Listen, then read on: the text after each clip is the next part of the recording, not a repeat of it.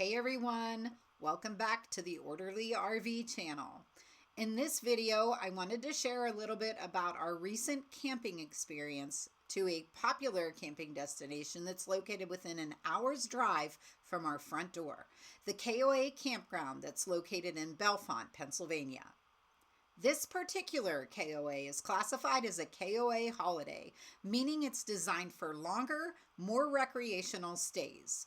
KOA holidays offer amenities and activities for extended visits. They are intended for those seeking a destination campground where they can relax, explore the local area, and enjoy a wide range of activities and comforts. This KOA definitely meets those guidelines, and it features cabins, RV campsites, and tent campsites. It's also very pet friendly and even has an on-site fenced-in area where you can let your four-legged friend wander. Here's a look at some of the on-site activities you can enjoy. They have a huge bike park, and we saw tons of kids using this bike park while we were there. Our own grandsons did not have bikes with them, but there were other kids that were just going over the jumps and around the curves and really seemed to enjoy it. So definitely take bikes along if you're going. Catch and release fishing is available in their on-site stocked fishing pond where you can catch bass, sunny, crappie, bluegill, catfish, and more. No license is required to fish at this private pond. There's a jumping pillow, a heated pool with a splash pad, a mining sluice, and there are several planned activities on Saturdays, such as arts and crafts, ice cream socials, and the ever-popular hay rides. There's also an outdoor sports arena area that features basketball, horseshoes, volleyball, badminton, and tetherball. There's so much to do on-site, you may never want to leave the campground. But if you do, there's no shortage of off-site activities to keep you busy during your stay. Located in central Pennsylvania and within close proximity to Penn State University, the area is full of opportunities such as golf, kayaking, Penn's Cave, historic railroad sites, mountain biking, hiking, fishing, and much more. And if you choose to fish off-site, you will need a Pennsylvania fishing license for that. Now, let's talk about our campsite. This was our second trip to this campground, and for this visit, we wanted a bigger site. Our grandsons went with us, and we wanted an area where they could throw a frisbee or play cornhole, so we opted for a large site with the famous KOA patio setup. The patio was huge. It featured a beautiful fire pit with seating, a gas grill with complimentary propane, and a table for four to eat at. The site was very roomy and it was very well maintained. There was also plenty of space for us to set up the portable fence for our dogs. We had full hookups and those were all in great working order. The only thing that was a little odd was that the sewer hookup was a bit further up in the campsite toward the head. And it presented us with a bit of a dilemma. To pull our trailer up further would mean that when we came out the door, we would actually be well beyond the patio area, which also meant that our awning wouldn't be covering the area that we would be sitting in.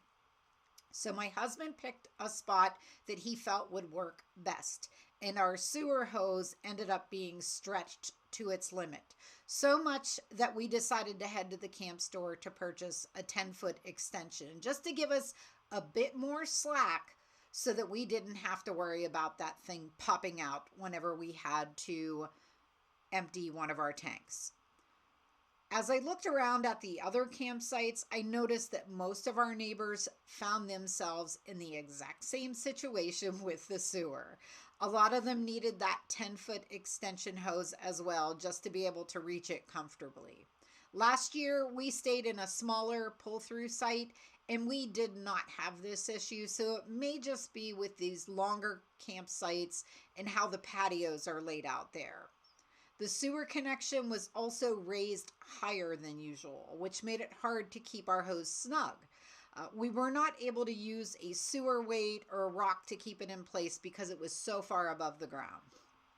Another thing that we were not a fan of was the amount of people that cut through our site to reach the garbage or to head over to see where the activities were taking place.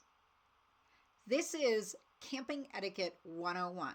Don't cut through an occupied campsite. Walk around it. But these people, they must have missed that memo. Now, look at this map. Our site was number 111. And you can see that it's right at the end of the roadway that comes into this particular section of the campground. Now, I realize that this cannot be blamed on the campground. These campers should know better.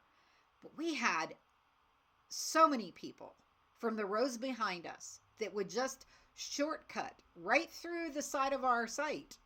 At one point, a woman was carrying 2 bags of garbage and walked right past our grandsons that were playing frisbee saying, "Sorry, excuse me," as she walked through. The sorry tells me that she knew she shouldn't, but she did it anyway.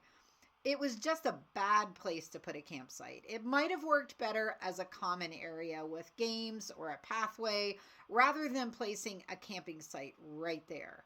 I mean, we had kids on bikes zooming through, people walking dogs cutting through, a couple coming back with ice cream cutting through. There was nothing there to indicate it was a throughway. It was obvious it was our campsite. It was a green, grassy area. There was no pathway. There was nothing to indicate, hey, walk through here, guys. This isn't a public area for you to just use at your will. But these people did it anyhow. We found the staff at this campground to be mostly welcoming and very friendly. I say mostly because toward the end of the evening on Saturday, there were some people that were a little on the grumpy side. It's likely that they had a very long day. I get it. The activities that they had were very well planned, and our grandsons loved making their own hats at the Trucker Hat Bar.